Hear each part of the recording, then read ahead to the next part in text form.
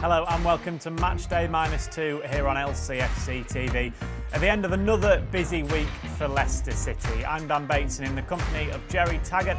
Over the course of the next half an hour, we'll look back at those two games that we had with Burnley and Arsenal, of course, and we'll also look ahead to the game with Manchester City at the weekend. We'll look at how the LCFC women have fared recently and who they're playing at the weekend, as well as the development squad as well.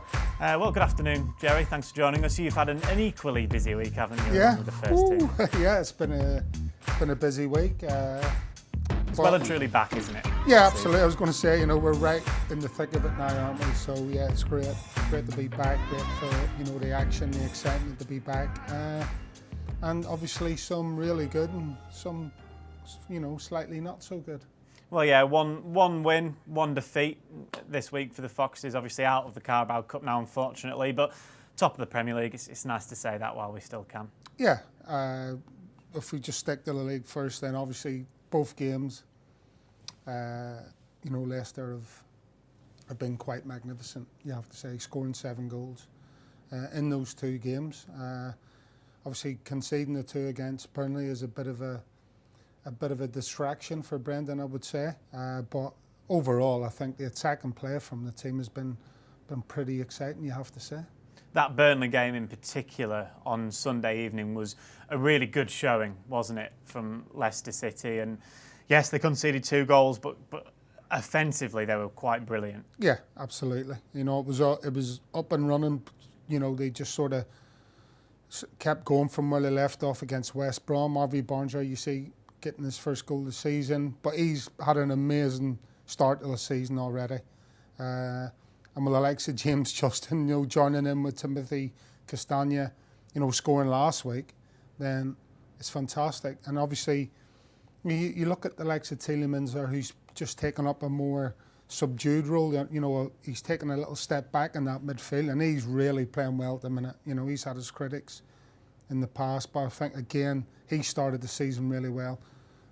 Dennis Pratt, another one, fantastic. So things are looking really good in the league. Just these clips and the goals underline the importance, obviously, of the fullbacks here at Leicester City, and these two have started the season so well together. Well, I think if before the season started, you would have said both your fullbacks would have scored 2, would have shared 2 goals in 2 games, then you'd have to say you'd have been over the moon. So it's a fantastic start for them too, because we talk about the way Brendan sets a team up with the fullbacks being integral to giving the team width. But not only that, it's about when the ball's on the opposite side, making sure that if they're up in support play and there is an area of the pitch that they can exploit in and around the box, then they're given the freedom to go and do that. And that's exactly what we've seen with each of their goals, is being up in support of the play. And then when the ball's on the opposite side, they're getting themselves into dangerous areas. More bodies in the box, which then causes problems for the defensive team. We've seen all too often Leicester having scarce numbers in the box, but at the minute there seems to be 3-4 players in and around the box in the danger area, which then causes problems. And those problems that have been causing the opposition have been converted into goals. So it's fantastic. When you see new signings come into the Premier League, particularly from other leagues in Europe, often it takes a little bit of time for them to bed in, to settle in, to get used to the new surroundings. But Timothy Castagna hasn't shown any of that, has he? He's really hit the ground running. Yeah, well, I think they said on Monday, I don't think he's had time to settle in. He came back from international duty on the Friday, I think it was. He's had 2 training sessions, probably played, and he's probably hasn't got his bearings yet. But, I mean, he's been fantastic, hasn't he? He's a breath of fresh air. He's a different type of player to the fullbacks we've got. But I mean, again, his game knowledge, his passing ability, and his awareness of where other players are, and his use of the ball has been fantastic since he's come in. He's a footballer's footballer. Let's put it that way. He's a manager's dream. Judging from these clips, he isn't afraid to go forward. He isn't afraid to try a forward pass. That yes, he may lose the ball, or the cross was slightly overhit, but he's trying things. He's trying to do the right things at the right time, and that's why he's a manager's dream, because it's not always going to come off for you. But again, look at the energy he shows here. how to set Pratt up. So he's got that all-round game, but in possession of the ball, in, again, the opposition half, in the attacking half of the pitch, his decision-making on the ball invariably is absolutely spot on. Yes, like you've just showed, it's not always going to come off, but he's always trying to do the right thing when he has the ball in possession. You've seen that, you've seen that with his assists against Burnley. I think he had 2 assists if you include the own goal. Mm-hmm. He set up Harvey Barnes as well for his goal. So, it's excellent football from him. It was nice as well to see him tested defensively, because we didn't really see that at the Hawthorns, did we? And obviously he is a defender first, but it was nice to see up against Dwight McNeil, who is a proven Premier League winger. He did really well, and again in those clips we saw some good defensive work. Yeah, and that's the first thing I'll always look at. I know it's probably a bit old school, because the new school is to get forward in the attacking half, create, support, you name it. But for me, I always look at the defensive side, and again, absolutely spot on. And what I mean by that is when the ball is coming into the wide player, he knows how to get his distances right. He knows when to close the ball down. When the ball's on the move, to say a wide player, he's always on the move to close those distances down. He's always trying to force the wide players back, away from goal. And very, very rarely do you see an attacking wide player get his head up, get turned and get Castagna one-on-one and on the back foot. And that's all about, game management, knowing the game, making sure that you give yourself the best opportunity of either winning the ball, intercepting it, or forcing the player back. You've got to be right on the money, because you only have split seconds to make those decisions. But so far, he's been fantastic at that. You picked out Yuri Tielemans a little bit earlier, and the role that he's played, maybe more in, I say defensive, it's not necessarily a defensive role, is it? It's just a deeper lying role. It's a deeper lying role, but obviously when you play those 2 holding midfield roles, again, one of you is encouraged to go and join in, so you break that line. One of you break that line and go and join in, and that's what Yuri's doing. But he's got everything in front of him, and I think that's where he thrives, because his passing range is excellent. And here we're just seeing an example of that. And I think, when he's in a more advanced role, and he's not always facing the play, and he's not always getting his head up, because he's having to turn, control the ball, then turn, look for players, then it's sort of detrimental to his game. But in that deeper lying role, you just see here, he's just got the vision, and not only has he got the vision, but he's got the ability to pull these passes off. That was, as I said, that is something you'd see from Kevin De Bruyne and would all be waxing lyrical about. And he's pulled off a world-class passer without a shadow of a doubt. So you're saying, in a way, almost it suits Yuri Tielemans to have the game in front of him, and he's able to play those passes like that? I think so. I think the last 2 games have showed that he looks comfortable in that role. Technically, he's got the ability to pull those passes off and get Leicester ticking and get them on the front foot and getting them forward. It's all down to, one, you need the technical ability. And as I said, in the last 2 games, we've seen that technical ability at its best. Obviously, on Wednesday, there was the Carabao Cup game with Arsenal here at King Power Stadium. Unfortunately, it didn't end well for Leicester City. Here's Brendan Rodgers speaking after that game, where he said he thought the 2-0 scoreline was harsh on his side. Yeah, I thought our approach to the game, the attitude and energy in the team was very good. We pressed the ball really, really well. Lots of these players getting first minutes of the season. Daniel Amartey playing his first game in nearly 2 years. So now, if you're going to lose a game, you want to lose it with that mentality and that attitude. And I think the players gave us up absolutely everything, and we just probably ran out of legs a little bit towards the end, and that obviously affected our quality in the final third. But no, you never want to lose a game. But if you do, and you have that attitude and energy, then it always bodes well going forward. It's the fact that you weren't quite ruthless enough in the final third, something that you're looking to improve upon? Well, hopefully that's the idea. Some players playing the first minutes, some young players making their debuts, so yeah. No, final third of the pitch, of course, that was, you just need that extra wee bit of quality, and they probably just had that little extra bit in the final third.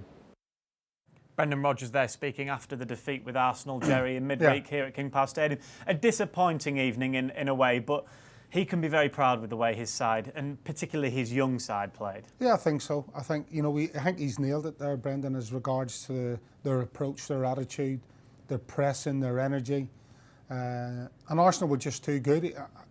You know, it's not often you'd say that, you know, a team is fitter than Leicester, but it did show towards the end that Arsenal were the fitter side, and he's given reasons for that, and genuine reasons, like Daniel Amati, James Maddison. You've got young players coming in, you've got players that haven't featured really in the league. And Arsenal, in the end, were too good. I still think, even though Arsenal were probably the better side, Leicester had the better chances. And they, you know, they're just guilty of not converting those, you know, the better chances. You know, you see 2-0, Arsenal win 2-0. That doesn't tell you the whole story of the game. Their goals came out of pure persistence. And so, fair play to them, that showed their fitness levels were a little bit higher than ours.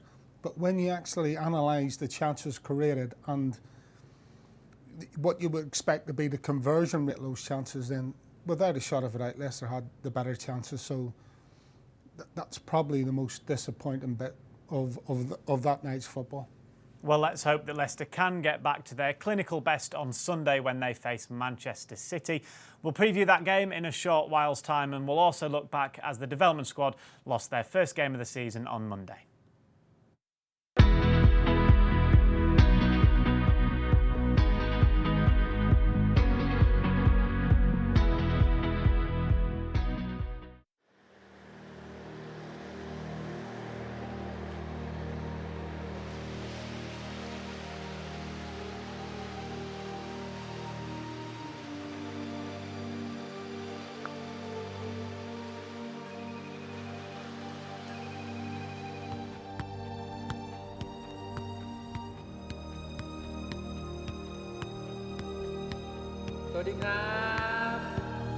Oh, hello. What's going on? Not much. Just waiting for the football to get back to normal. How about you? Yeah, me too. Really missing you guys. Could really do with a break though. So when are you coming to see me? Hopefully soon, but there's some work I've got to do first. Sawadee. สวัสดีครับ Bye.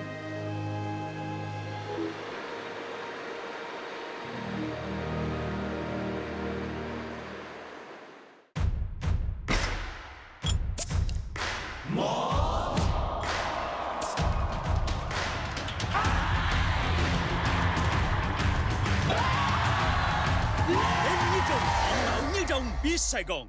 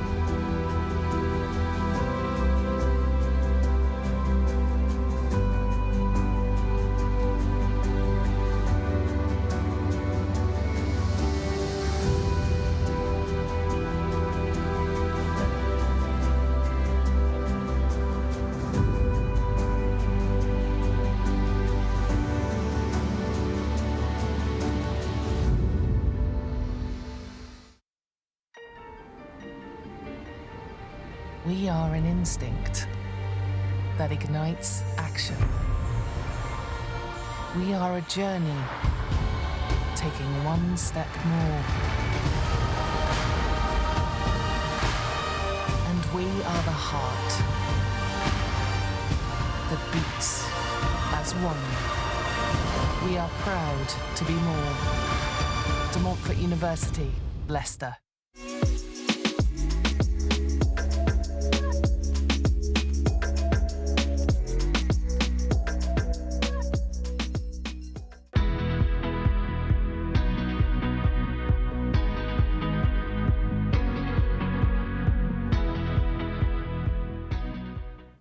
Welcome back to Matchday -2 here on LCFC TV. Just like the first team, LCFC women are also playing Manchester City this weekend. That's in the FA Cup. And one of the players who may feature in that game is Ashley Plumtree. And she's been speaking to LCFC TV about her Leicestershire roots. So I was born in the Royal, just down the road, and went to school initially in Melton Mowbray at primary school. Then I went to Delisle, which was in Loughborough. So always been Leicestershire, not really a city girl, I can't really say that, I know. But always grew up supporting Leicester. Came to a few games when I was younger, especially when I played at the Centre of Excellence. I had the opportunity to actually be one of the kids at half-time playing on the pitch, and I actually watched a few clips back. My dad used to record everything when I was younger, and I watched a clip back literally the other week of me being on the field 8 years old, with obviously a completely different team back then, but always Leicester for me.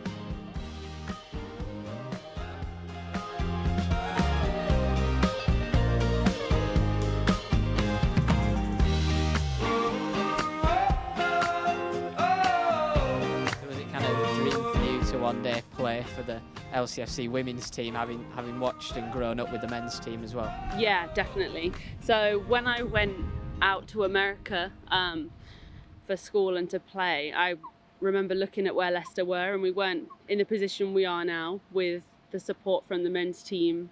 We were in, I think, the 3rd division in women's football, and I always used to say, think to myself, it'll be so good if when I finish being in America I could come back and play for the team that I once grew up playing for. Leicester's been the club that I've been at the longest. I started when I was 8 and left when I was about 14-ish.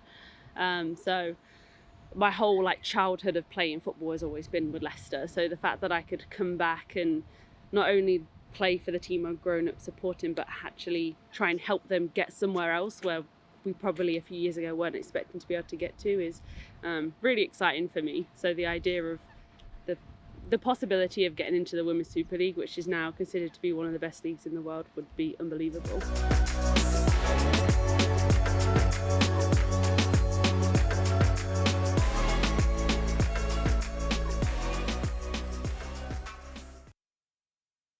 Well, you can follow Ashley and the LCFC women's game with Manchester City on Sunday by going on to lcfc.com and the LCFC women social media accounts. On Monday evening, the development squad suffered their first defeat of the new season.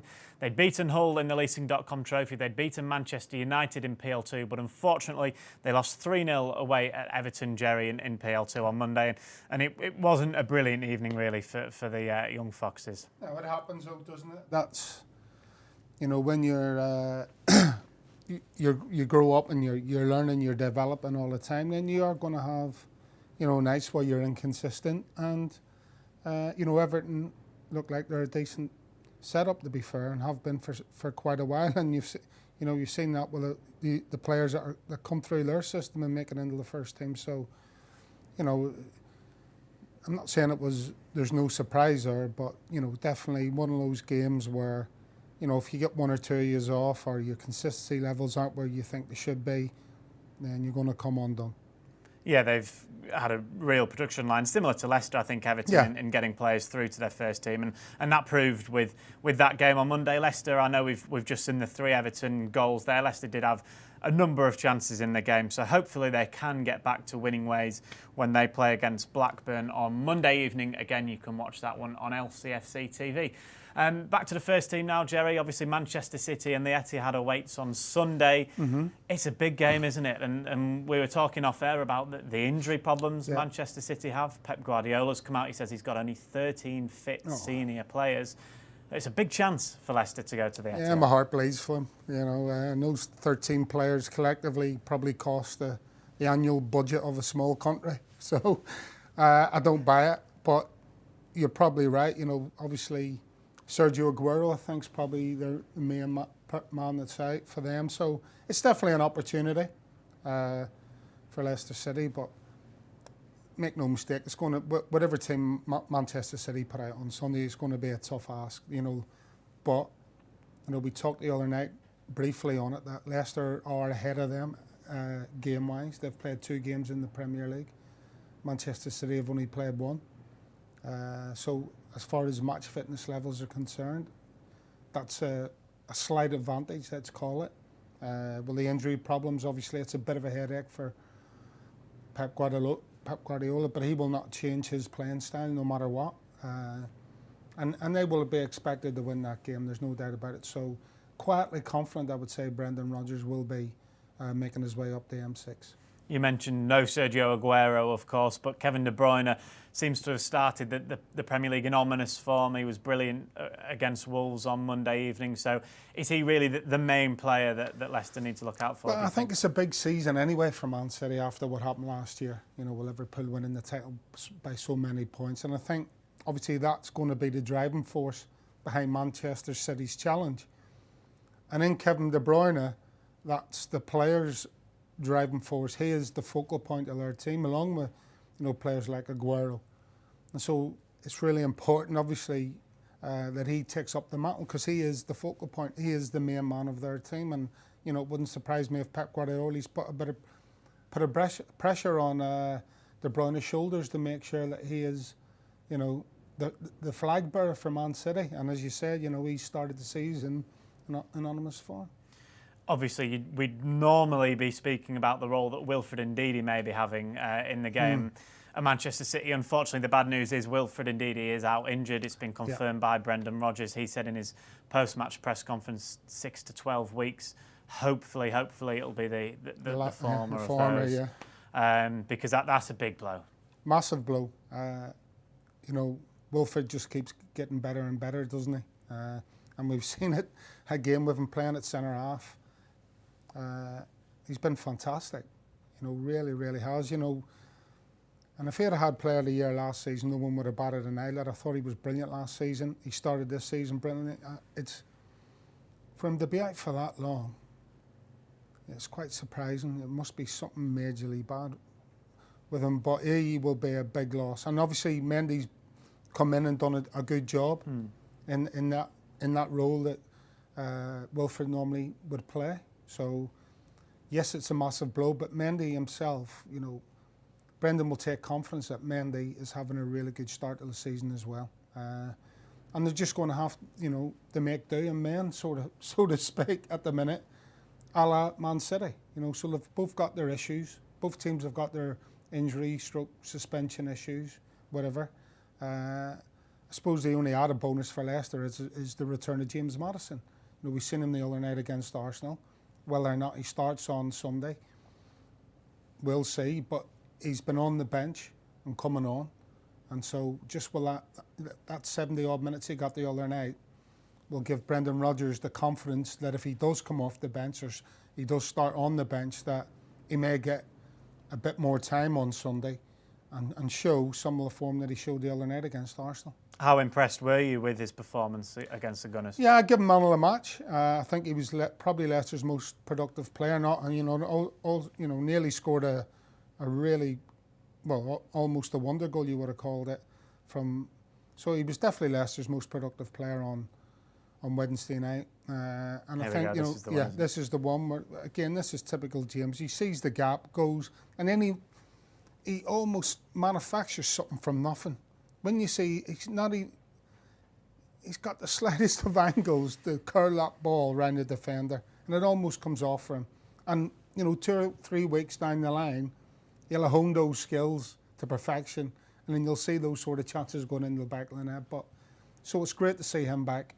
That would have been one of those moments, wouldn't it? Had it gone in, one of those memorable King Power Stadium moments, because it was that good, the jinx around the players. And I think there would have been a great photo where there's about 4 or 5 Arsenal players all around him as he managed to dink the ball goalwards. Yeah, without a doubt, you know, there's only so many players can pull that off, and you know, when they see that gap, even though there's a wall of Arsenal players in front of him, he's not worried about that.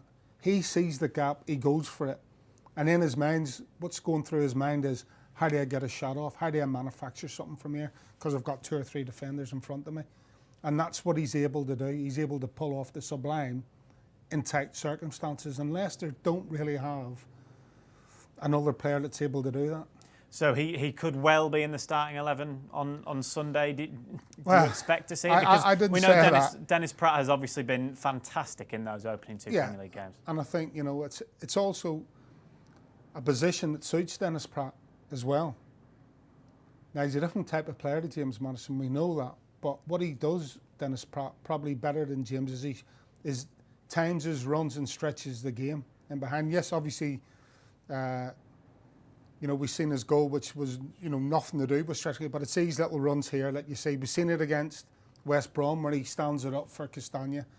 And so that in its own way has a real effect on, you know, creating problems for the opposition.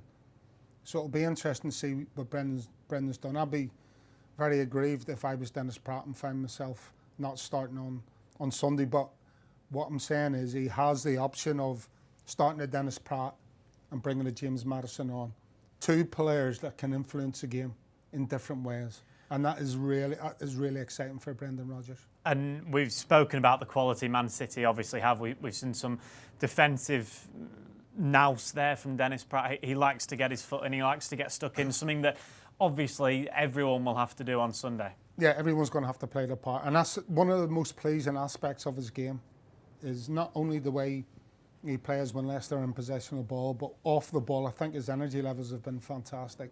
You know, he's really helped out. And there you say, as you said, he's getting himself back in the defensive half of the pitch, helping his teammates out, making crucial challenges, being physical, being strong, which again is a major, major plus. And it will play its part. He will have to be like that on Sunday. And in that role in front of him when Leicester have the ball, there's Jamie Vardy there, a man that will be probably relishing the chance to play against this Manchester City defence that isn't as strong as what it has been in recent years. We don't expect to see Laporte in there again, so he'll be excited by that prospect, I'm sure. And I think, you know, Dennis Pratt compliments Jamie Vardy because he makes those defence splitting runs. So then you've got two players up in play, as well as your wide players from Barnes and Perez or whoever it might be. So Dennis Pratt compliments Jamie Vardy because he gets up alongside Jamie by making them runs. And I think that's what's so exciting about Dennis Pratt playing in that position at the minute, is you get more bodies into the box, creating more problems for the opposition. And so, again, it's going to be an exciting game without a shadow of a doubt. Added, of course, with the issues that Man City have got. Jerry Taggart, you'll be there on Sunday at the Etihad Stadium as part of our Matchday live coverage on LCFC TV. You can tune in from 3 o'clock, which is an hour and a half before kick-off, so do make sure you tune in for that one, where hopefully we'll be speaking about a third Leicester City Premier League win in a row. Extra time, we'll be talking about that game on LCFC Radio. That's on Monday from 5:45. We're on 15 minutes earlier because the under-23s are in action again. They play Blackburn in a big game for the development squad as well there. Jerry, we always ask for your quick prediction, don't we, ahead of the game of the weekend? A tough one going to the Etihad to ask you. I'll go for a score draw. I'll go for a 2-2. I can't see Leicester not scoring with the way they're playing. But can you see Man City not scoring? Probably not, so I'll go Desmond. Well, it's all set up for a fantastic game at the Etihad on Sunday. As I said, you can follow it all with us on LCFC TV from 3 o'clock. Thank you very much for watching Matchday -2 though today.